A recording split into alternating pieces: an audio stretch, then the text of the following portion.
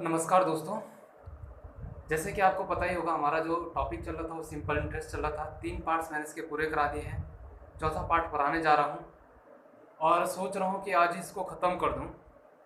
बाकी आपके जितने क्वेश्चन बचेंगे वो मैं अगली क्लास में करा दूँगा। वैसे ही जो क्लासेस चल रही थी, हमारी जो ऑफलाइन क्लास चलती है उनके उनको मैंने लास्ट टाइम सिंपल इंटरेस्ट कराने वाला था, बट लॉकडाउन की वजह से मैं पूरा नहीं करा पाया, इसलिए मैंने उनके लिए ऑनलाइन क्लासेस स्टार्ट करी हैं। मैं ये चाह रहा हूँ कि कुछ बच्चों का कहना है कि सर 20 से आप पढ़ा रहे हो, पहले का हमें थोड़ा पता नहीं है। तो मैं ये चाह रहा हूँ कि कल से मैं यहाँ पे जो है आपको डेली नंबर स्टार्टिंग से, यानी नंबर सिस्टम से, जो हमारे टॉपिक होते हैं, नंबर सिस्टम हो गया तुम्हारा, एचसीएफ एलसीएम हो गया, परसेंटेज तुम्हारा, सिंप्लीफिकेशन हो गया, प्रॉफिट एंड लॉस हो गया, ये जो सीरीज चलती है यानी चैप्टरों की, उस हिसाब से मैं आपको कल से पूरा जो मैथ्स का एक पूरा सिलेबस होता है वो कराने जा रहा हूँ। तो जितने भी बच्चे इंटरेस्टेड हैं या जिनका पेपर है, मैं फिर से वही कह रहा हूँ, लॉकडाउन जैसे खुलेगा आपके सारे पेपर होने शुरू हो जाएंगे। तो बिल्कुल भी इस टाइम को बिल्कुल भी वेस्ट ना कीजिएगा। कोशिश ये रहेगी मेरी कि जितने भी मैं यहाँ पे तुम्हें क्वेश्चन करा रहा हूँ उनका एक तरीके से आप उसका नोट्स बनाते चले जाए, क्योंकि वो सारे इम्पोर्टेंट क्वेश्चन हैं। मैंने वो सारे लगभग एग्ज़ाम में आते हुए देखे हैं।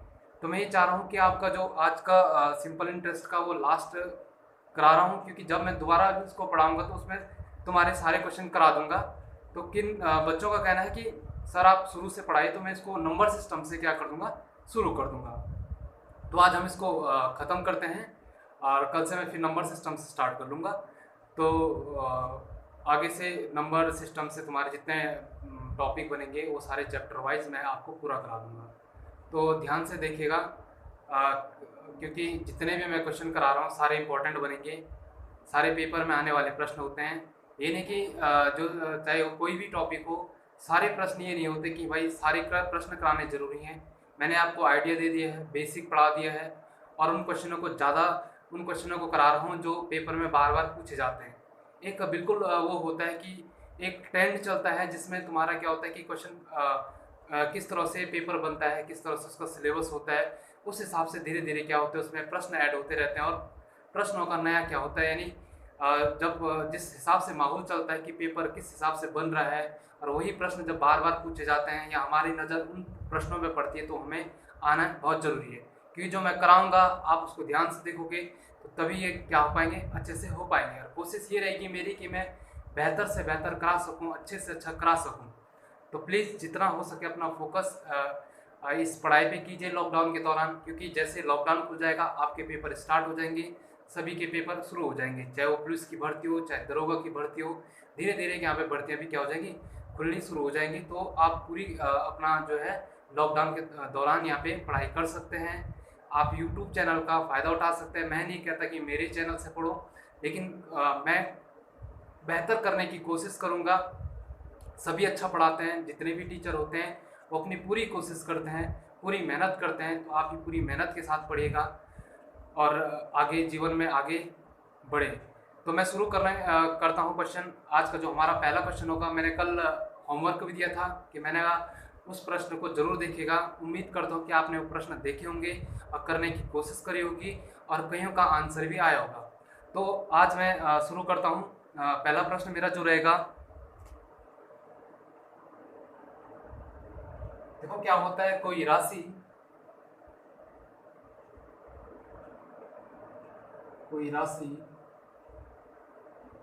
10 वर्षों में 3 गुनी हो जाती है तो ब्याज की दर बताइए। प्रश्न आपके पास है, कोई राशि 10 वर्षों में 3 गुनी हो जाती है तो साधारण ब्याज या ब्याज की दर क्या होगी। आपको यहाँ पे जो फाइंड आउट करना है, आपको क्या करना है, रेट फाइंड आउट करना है, यानी रेट परसेंट यहाँ पे क्या होगा। देखो यहाँ पे बोल रहा है 10 वर्षों में 3 गुनी हो जाती है। अच्छा, 10 वर्षों में 3 गुनी हो जाती है तो आप इस क्वेश्चन को कैसे कर सकते हो। मैंने यह पहले भी बता रखा, तरीका बहुत है। आप चाहे उसको फॉर्मूले बेस से भी कर सकते हो, दूसरा यहाँ पे आप उसको लॉजिकल बेस से भी कर सकते हो। कोई राशि 10 वर्षों में कितनी हो रही है, 3 गुनी हो रही है। अच्छा 3 गुनी हो रही है, और इसका मतलब क्या, अगर मैं मानता हूँ amount, suppose that for example अगर वो अमाउंट तुम्हारे पास 100 रुपए है, मान लो प्रिंसिपल कितना है 100 रुपए है, और वो 3 गुना हो जाते हैं, 3 गुनी हो जाती है, तो 100 से कितना हो रहा है, वो 300 रुपए हो रहा है। पैसा मेरे पास 100 रुपए था और 100 से कितना हो रहा है, वो 300 रुपए हो रहा है, तो क्या हो रहा है, वो 3 गुना हो रहा है। तो ये कह रहा है कि 10 वर्षों में कितना हो रहा है, 3 गुनी हो जाती है। अच्छा टाइम मेरे पास कितना है, मेरे पास टाइम है 10 वर्ष, यानी टाइम टेकिंग क्या है तुम्हारे पास, 10 वर्ष है। कितना समय ले रही है, 10 साल ले रही है, क्या होने में, 3 गुना होने में। तो 100 से 300 रुपए हो रहा है, इसका मतलब यहाँ से 100 से 300 तभी होगा जब इसमें यहाँ पे कितना, यानी यहाँ पे जो है तुम्हारे पास जो ब्याज होगा वो कितना जुड़ेगा, 200 रुपए होगा। जब इस पे इंटरेस्ट 200 रुपए लग जाएगा तो तब जाके वो पैसा कितना हो जाएगा तुम्हारा, 300 रुपए हो जाएगा। तो ये मैं कह सकता हूँ कि 100 से 3 गुना हो रहा है, तो वो क्या हो रहा है, 200 टोटल तुम्हारा क्या बढ़ रहा है, 200% बढ़ रहा है। देखो ये वैल्यू तुम परसेंट में भी लिख सकते हो, या ये बोल सकते हो कि किसी को मैं 100 मैंने एज्यूम क्यों करा है, क्योंकि जब भी हम परसेंटेज की बात करते हैं, परसेंट वैल्यू की बात करते हैं, तो वहाँ पे हम ज्यादातर मान किस में रखते हैं, 100 में रखते हैं। और जब 100 में रखते हैं तो हमारा आंसर जल्दी निकल के आ जाता है, और बढ़िया तरीका भी वही होता है। तो मैंने मान लिया कि वो अमाउंट 100 था, 100 से कितना हुआ, वो 300 हुआ है, तो 100 का 3 गुना होगा, 300, और जो इसमें ब्याज लग रहा है वो कितना लग रहा है, 200 लग रहा है। मैं ये कह सकता हूँ कि जो 10 वर्षों में जो राशि बढ़ी है, वो 10 वर्षों में कितनी राशि बढ़ी है, मैंने 10 वर्षों में जो राशि बढ़ी है वो कितनी बढ़ी है, 200 रुपये बढ़ी है, या 200% बढ़ा है। तो ये 10 वर्षों में तुम्हारा कितना बढ़ गया है, 200 बढ़ गया है, ठीक है। और मैं ये कह सकता जब 10 वर्षों में 200% बढ़ा है, तो एक वर्ष में कितना हो जाएगा, एक वर्ष में तुम्हारा कितना हो जाएगा, 200 को 10 से डिवाइड कर दो, और ये कितनी बार कटेगा, 10 दूनी 20, यानी कितना हो जाएगा, 20% हो जाएगा 20%। इसका डायरेक्ट जो आंसर होगा तुम्हारा कितना हो जाएगा, 20% हो जाएगा। तो वो क्या हो जाएगा, पर ईयर जो रेट होगा वो क्या हो जाएगा, 20% हो जाएगा। तो मैं ये कह सकता हूँ जो आर की वैल्यू है वो कितना है, 20% है। आर की वैल्यू कितनी है, 20% है। यहाँ पे तुम्हारे क्या जाएगा, 20% इसका आंसर हो जाएगा। अच्छा दूसरा तरीका इसका क्या है तुम्हारे पास, इसको आप फॉर्मूले बेस से भी कर सकते हो, कि फॉर्मूला अगर आपको लगाना तो फॉर्मूला भी लगा सकते हो। मैं कह सकता हूँ कि यहाँ पे तुम्हारे पास आर बराबर तुम क्या कर दो, n-1 कर दो, अपॉन में क्या हो जाएगा, t हो जाएगा, इनटू क्या हो जाएगा, 100 हो जाएगा, ठीक है। n का मान आपको क्या रखना है, n का मान आपको रखना है जितना भी गुनी हुई है, जितना भी गुना हुआ हो। तो n बराबर हमेशा क्या होता है, गुना हुई राशि, गुना हुई राशि वो तुम्हारा क्या होता है, n का मान होता है, गुना हुई राशि n का मान होता है।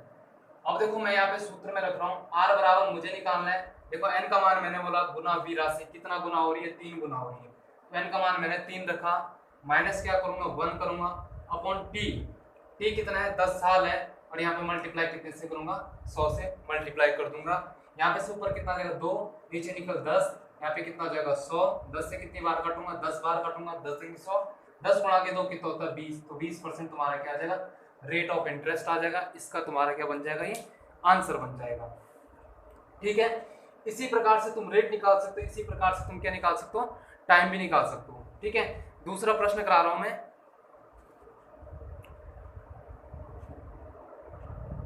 इस प्रश्न को अपनी कॉपी में नोट कर देना, क्योंकि ये प्रश्न पेपर में बना है, ठीक है, पहले भी आया हुआ प्रश्न है ये। जब पहले जो प्रश्न पेपर में आ जाते हैं वही हमारे लिए क्या बन जाते हैं, इंपॉर्टेंट बन जाते हैं, क्योंकि जब भी पेपर में आता है तो हम ये बोलते हैं क्वेश्चन बहुत इंपॉर्टेंट है, और जब बहुत इंपॉर्टेंट हो जाता है तो उसको पढ़ना बहुत जरूरी होता है, ठीक है। तो कोई राशि 10 वर्ष में 3 गुनी हो जाती है तो ब्याज की दर बताइए। इस तरह से आप फॉर्मूला लगाना आपको, तो फॉर्मूला आप लगा सकते हो, सीधा ये वाला फॉर्मूला आप लगा सकते हो। अदरवाइज आपको ऐसा करना तो ऐसे भी कर सकते हो, 100 से 300 हुआ है, 200 का ब्याज लगा है, 10 वर्षों में 200% बना, तो एक वर्ष में कितना, 20%। तो मैं ये कहूंगा एक वर्ष में 20% पर ईयर जो रेट ऑफ इंटरेस्ट होगा आपका कितना बन जाएगा, वो 20% बन जाएगा। नेक्स्ट क्वेश्चन तुम्हारे पास,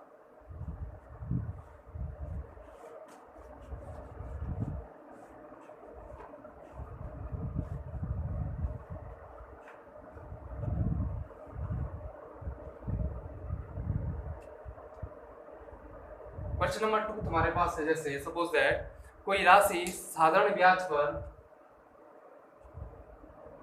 कोई राशि साधारण ब्याज पर, कोई राशि साधारण ब्याज पर 5 वर्ष में चौगुनी हो जाती है या 4 गुनी हो जाती है, या मैं बोलूँ 4 गुनी हो जाती है। कोई राशि साधारण ब्याज पर 5 वर्ष में 5 वर्ष में 5 वर्ष में 4 गुनी 5 वर्ष में 4 गुनी कितने वर्षों में कोई राशि साधारण ब्याज पर 5% वार्षिक दर से 5% वार्षिक दर से 5% वार्षिक दर से वार्षिक दर से चौगुनी 4 गुनी, ये 4 है यहाँ पे, 4 गुनी हो जाती है समय बताइए, यानी कितने समय में होगी, यानी समय बताना है कितने वर्षों में 5% वार्षिक दर से कितने वर्षों में 4 गुनी होगी, कितने वर्षों में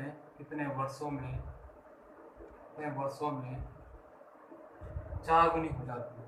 सेम क्वेश्चन है, बस वहाँ पे क्या पूछा होता है, आपसे रेट पूछा हुआ था, यहाँ से आप टाइम पूछा हुआ है, तो आप यहाँ पे क्या कर सकते हो, सीधा आप सूत्र लगा दो, जहाँ हमने r रखा था वहाँ t रखेंगे, हम n-1 करेंगे, अपन क्या करेंगे r गुणा के 100 करेंगे, और तुम्हारा क्या आ जाएगा, टाइम निकल के आ जाएगा t बराबर n-1। मैंने कहा था n का मान वो रखना है जो गुनी हुई है, तो कितनी गुनी हुई है, 4 गुनी हुई है।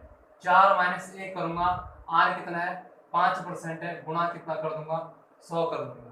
जब ये करूंगा तो t बराबर कितना आ जाएगा, 4 में से क्या 3/5 गुणा के 100, तो मैं 5 से कितनी बार काटूंगा इसे 20 बार, क्योंकि 20 × 100 होता है 20 या 60 हो जाएगा, तो कितना हो जाएगा 60 वर्षों में तुम्हारे पास क्या हो जाएगा, 60 वर्षों में वो धनराशि कितनी हो जाएगी, चौगुनी हो जाएगी।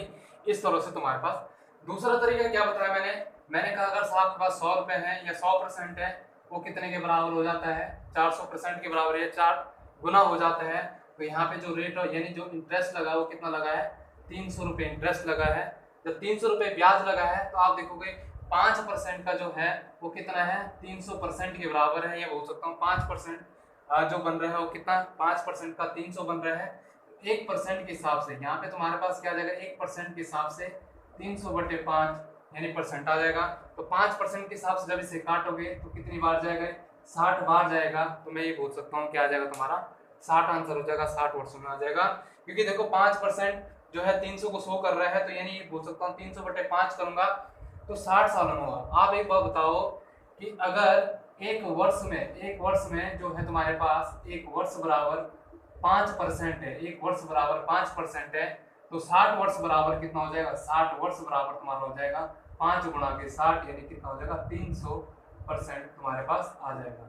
इसीलिए ये 300% जो वैल्यू हो रही है वो 60 सालों में हो रही है। ठीक है, आप दूसरा ही तरीका कर सकते हो कि आप time equal to n-1/r into 100 कर दो।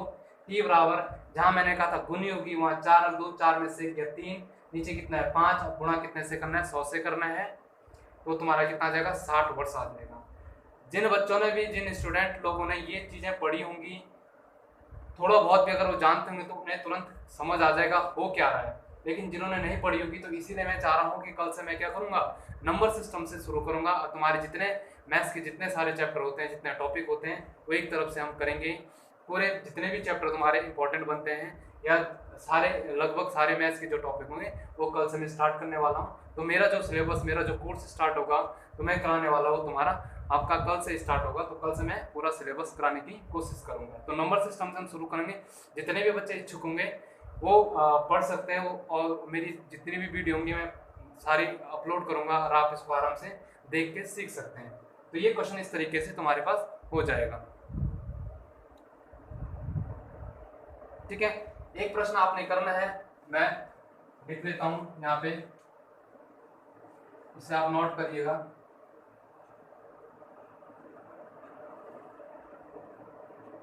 प्रश्न आपके पास कोई राशि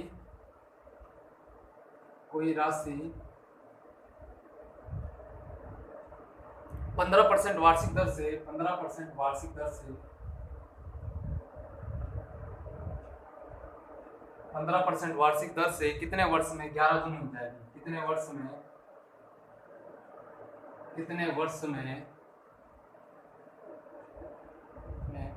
11 गुनी हो जाएगी।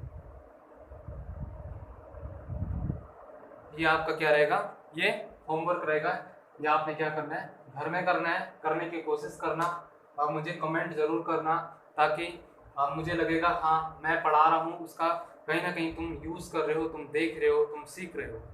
तो ये जरा घर से तुम घर में करने से कोई राशि 15% वार्षिक दर से कितने वर्ष में 11 गुनी हो जाएगी। ठीक, नोट कर लीजिएगा इसको।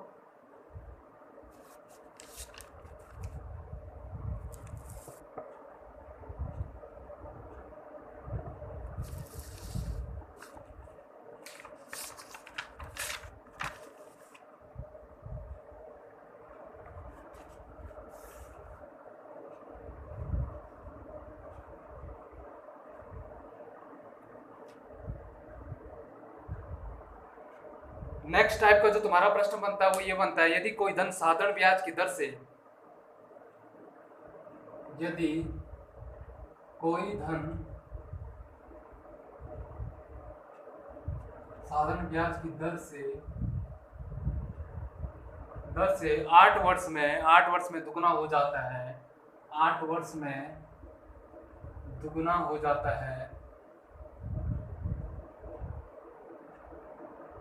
दुगना हो जाता है, तो वह कितने वर्षों में, तो वह कितने वर्षों में, तो वह कितने वर्षों में,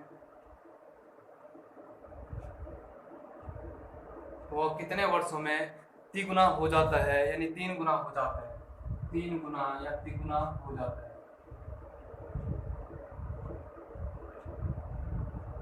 ये तुम्हारे पास प्रश्न है।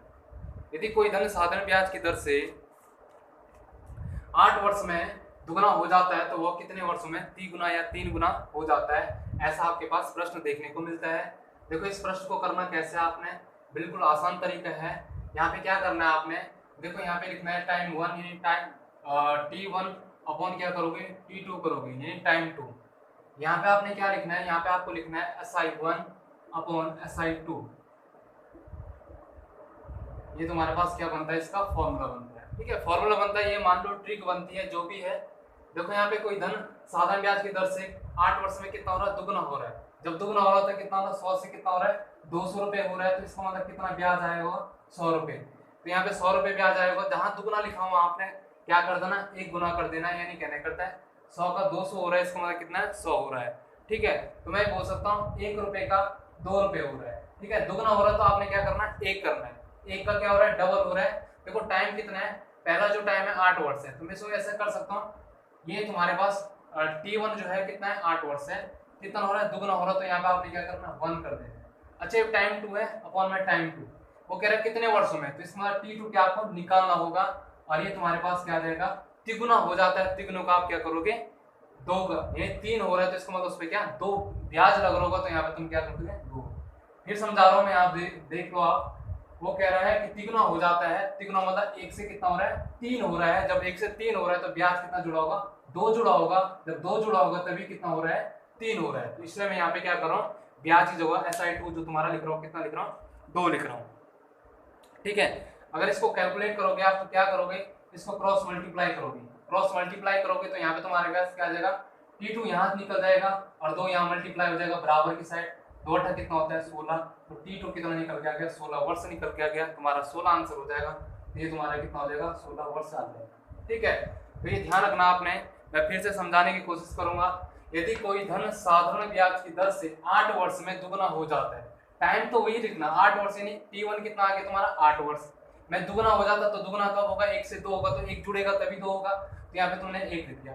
फिर उसके बाद T2 आपने लिखना, T2 यहाँ अपॉन में आ जाएगा, और धन उसके बाद क्या होता है, तिगुना हो जाता है, तो SI2 यानी जब तिगुना होता है तो तब आपने कितना लिखना है, 2 लिखना है। 3 गुना होगा तो 2, 4 गुना होगा तो 3, और 5 गुना होगा तो 4। तो इस प्रकार से आपने करना है। जब आपने इसको कैलकुलेट करा, T2 यहाँ मल्टीप्लाई हुआ तो T2 यहाँ आ गया, 2 यहाँ मल्टीप्लाई, 2 अट्ठा कितना होता था, 16 होता था, क्योंकि क्रॉस मल्टीप्लाई, तो T2 कितना आ जाएगा, 16 वर्ष तुम्हारे पास निकल के आ जाएगा। तो इस प्रकार के क्वेश्चन आप ऐसे करोगे सब। ठीक,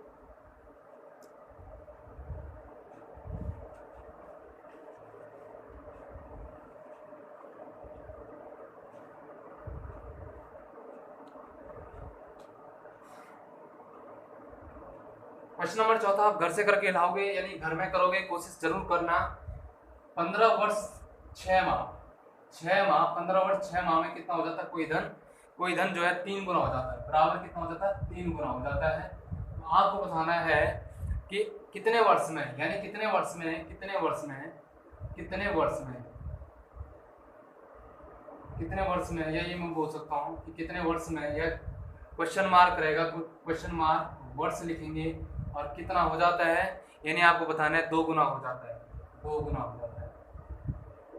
याद रख, मैं प्रश्न बोल रहा हूँ कोई धन 15 और 6 माह में 3 गुना हो जाता है, तो कितने वर्ष में 2 गुना हो जाएगा। इस प्रश्न को करोगे आप, एक घर से करके लाओगे, बिल्कुल सेम वैसे करना है जैसे मैंने आपको कराया है, इसको जरूर करना।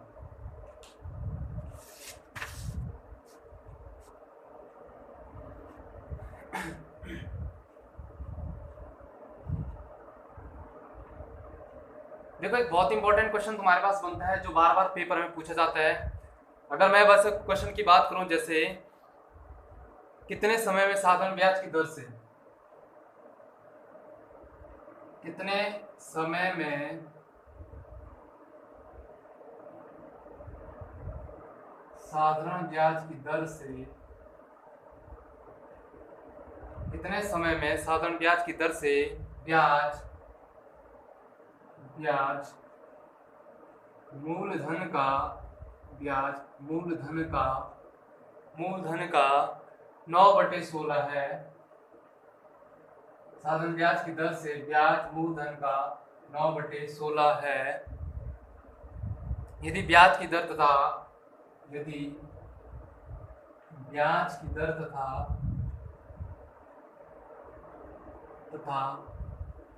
वर्षों में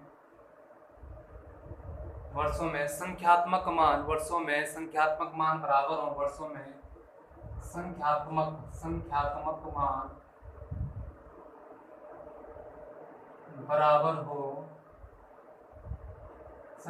मान बराबर हो, तो यह समय कितने वर्ष होगा, तो यह समय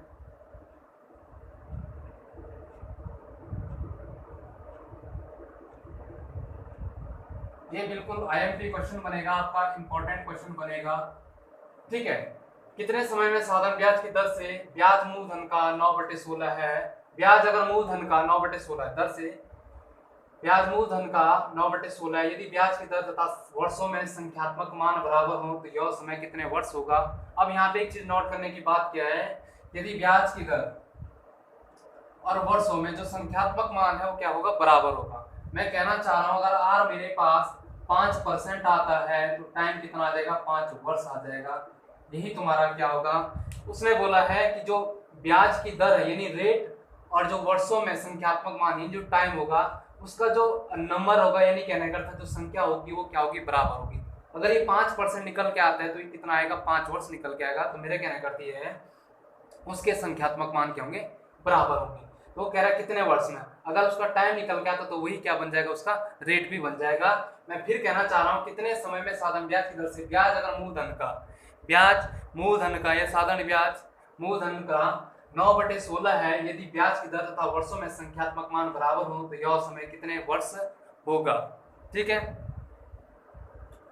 तो यहाँ पे तुम्हारे पास देखो क्या करोगे आप, मैं अगर ट्रिक इसकी बताऊं तो ट्रिक सीधी सी बात, इसकी ट्रिक क्या बनेगी तुम्हारे पास, आप क्या करोगे, जो यहाँ पे आपको दे रखा 9/16, इस 9/16 को 100 से क्या कर दोगे, मल्टीप्लाई कर दोगे।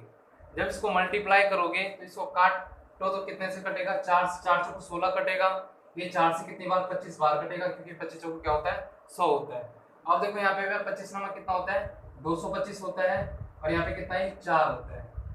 ठीक है, उसके बाद आपने क्या करना है, ये 225 और 4 जब आता है तो ये आपने क्या करना है, इसमें क्या लगा देना है, यानी स्क्वायर रूट लगा देना है। जब स्क्वायर रूट आप लगाओगे, आप देखना है 225 किसका स्क्वायर है, 225 किसका स्क्वायर है, 15 का स्क्वायर है, और तुम्हारे पास जो 4 स्क्वायर है वो कितने का है, 2 का स्क्वायर है। तो ये कितना हो जाएगा, 15/2 हो जाएगा, और जब 15/2 हो जाएगा तो ये कितना आ जाएगा, 7.5 वर्ष आ जाएगा, या 7.5% आ जाएगा। क्योंकि मैंने आपको बताया था इसमें क्या फाइंड आउट करना था, कितने समय में होगा, तो इसका मतलब कितना हो जाएगा, 7.5 वर्ष होगा। इसका आंसर सीधा सीधा तुम्हारा क्या बनेगा, 7.5 वर्ष होगा। जैसे मान लो मैं इसके अगर 16/25 लिखता हूँ, मैंने इसकी जगह चेंज करा और मैंने यहाँ पे लिखा 16/25,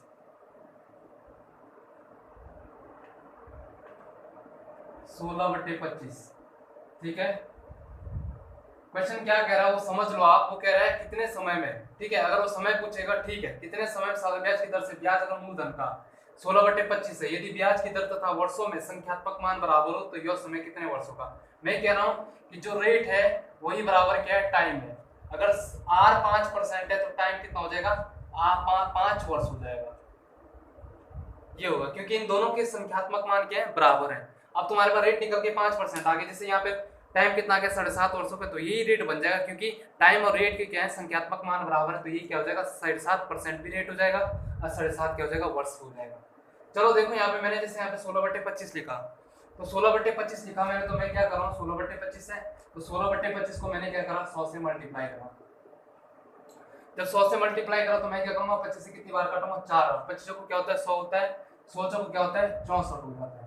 आपने देखना है 64 कितने का स्क्वायर है, 64 कितने का स्क्वायर है, 8 का स्क्वायर है। यानी इसको यहाँ ऐसे तुम कर सकते हो, आपकी मर्जी है, नहीं भी करोगे कोई बात नहीं, चल जाएगा। ये सीधा सीधा पता चल रहा है 64 कितने का स्क्वायर होता है, 8 का, क्योंकि 8 8 क्या होता है, 64 होता है। अब उसने पूछा कितने वर्ष में, तो वर्ष कितना हो जाएगा, 8 वर्ष हो जाएगा। और यही तुम्हारा क्या होगा, रेट भी होगा। अगर मैं बोलूंगा दर की बात करूंगा तो दर भी कितना आएगा, 8% आएगा, क्योंकि दर और समय का जो संख्यात्मक मान है वो सेम है। इसलिए रेट की बात करेगा तो 8%, समय की बात करेगा तो 8 वर्ष तुम्हारा यहाँ पे आंसर बन जाएगा। और वैसे अगर करना हो आपको तो बेसिक से अगर आप करो, इसको कैसे करोगे, देखो यहाँ बोलो उसमें ब्याज मूलधन का कितना है, 16/25 है। जो एसआई है वो प्रिंसिपल का कितना है, प्रिंसिपल का 16/25 है। क्या मैं प्रिंसिपल को यहाँ डाल सकता हूँ, मैं प्रिंसिपल को यहाँ डाल सकता हूँ, क्योंकि वो क्या है, मल्टीप्लाई में एसआई कितना बन गया 100, प्रिंसिपल कितना बन गया 25। जब ऐसा बन गया तो आप एक चीज बताओ, तो मैं जब 16, ये तुम्हारे पास कितना बन गया 16, प्रिंसिपल कितना बन गया 25 बन गया, ठीक। और यहाँ पे तुम्हारे पास क्या हो जाएगा, मैं सीधा ये बोल सकता हूँ कि जो 16 है वो 25 का कितना परसेंट है, तो 16 25 का कितना परसेंट है, तो मैं क्या करूँगा, गुणा के 100 करूंगा। यहाँ पे मैं क्या करूँगा, 25 को 100 करूंगा, 100 चौक कितना होता है 64 होता है, और 64 कितने का स्क्वायर होता है, 8 का स्क्वायर होता है, यानी ये कितने का होता है, ये 8 का स्क्वायर होता है। ये तुम्हारा कितना आ जाएगा, 8 आ जाएगा। इसका आंसर कितना हो जाएगा, 8 हो जाएगा, ठीक। इस प्रकार से आपने करना है। अगर ऐसा, अगर आपको लगता है कि फॉर्मूले बेस करना तो फॉर्मूले बेस भी कर सकते हो आप।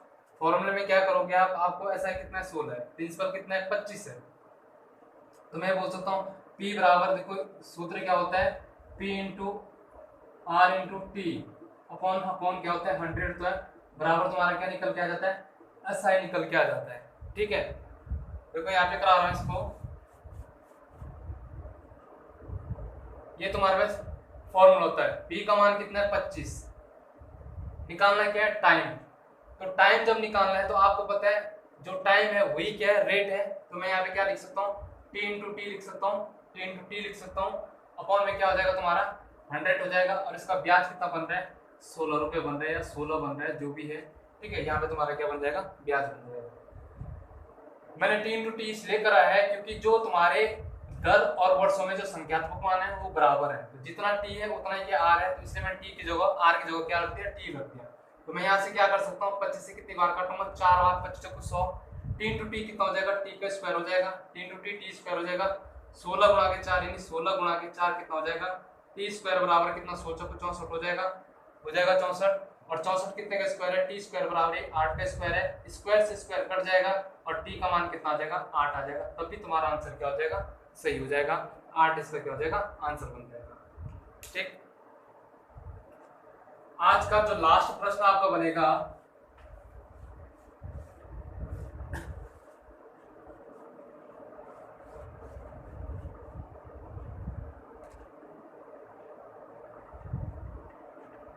जो लास्ट प्रश्न बनेगा, जैसे मैंने बोला 4000 रुपए की धनराशि को, 4000 रुपए की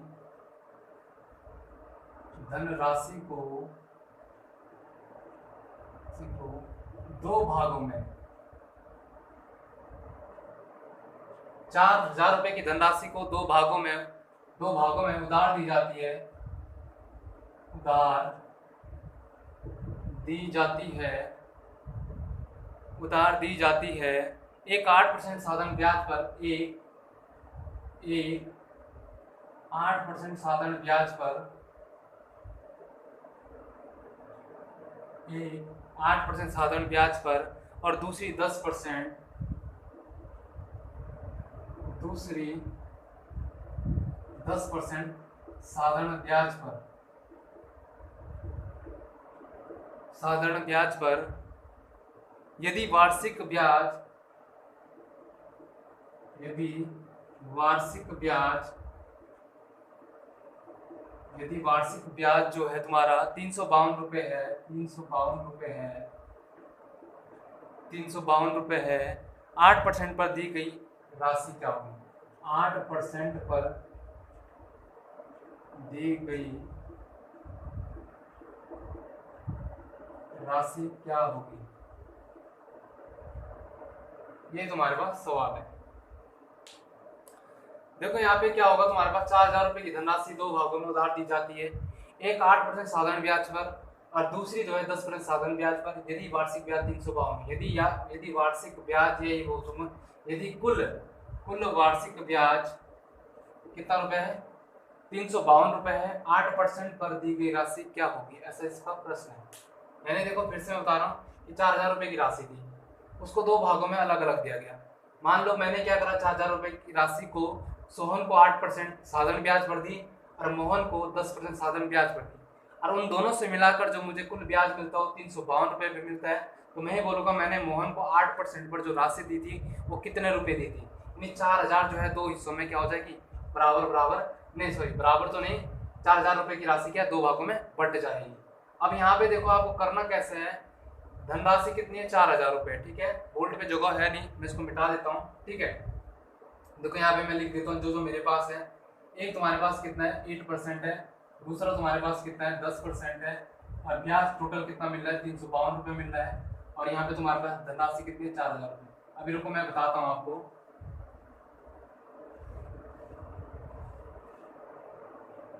देखो एक को दी गई थी कितने पे? 8% पे, दूसरे को कितने परसेंट पे दी गई थी? 10% पे।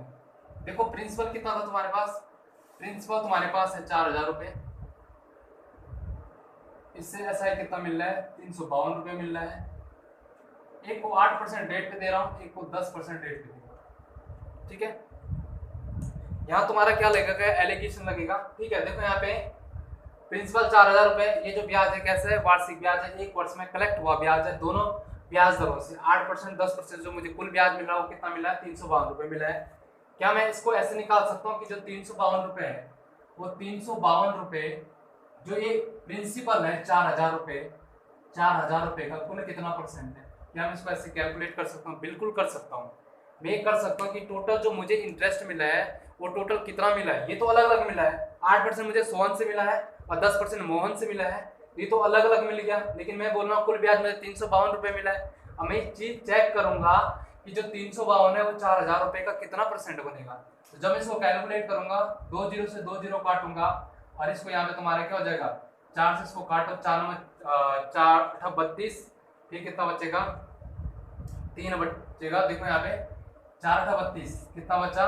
3 बचा, फिर 4 8 32 हो जाएगा।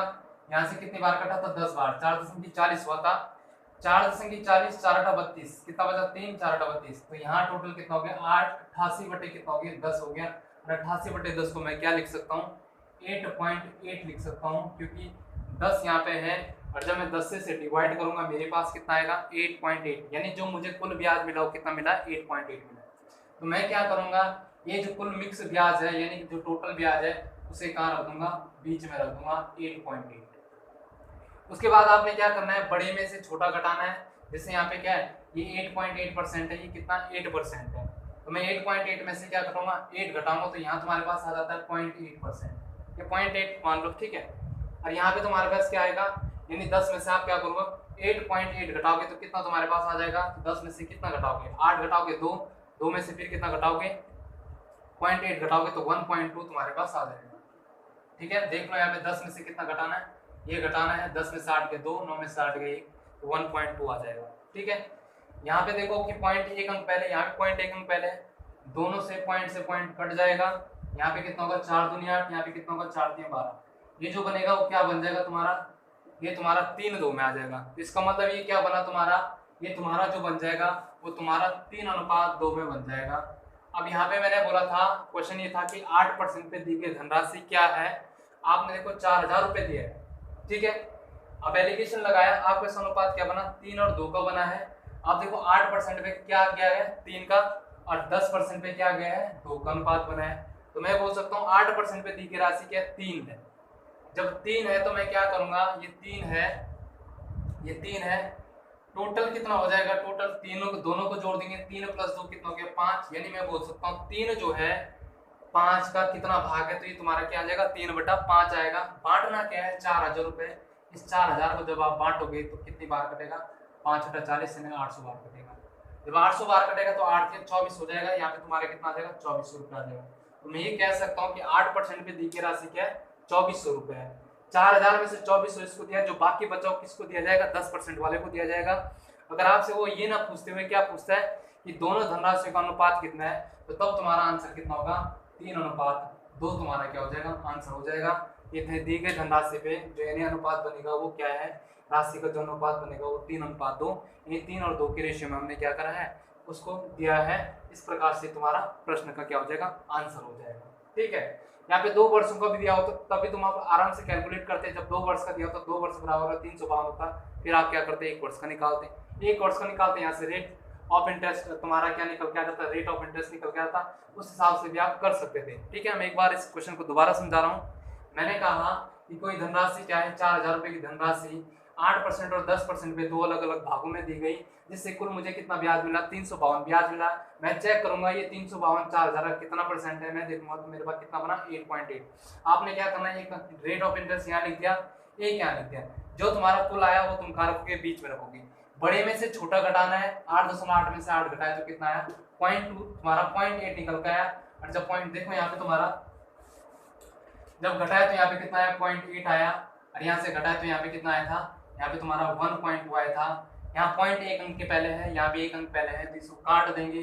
जब काट देंगे उसके बाद ये 8 12 बनेगा, 8 12 बनेगा, 4 दूनी 8 हो जाएगा, 4 3 12 हो जाएगा। ये रेशियो क्या बना, 3/2 बना। इस राशि को 3/2 में बांट दो।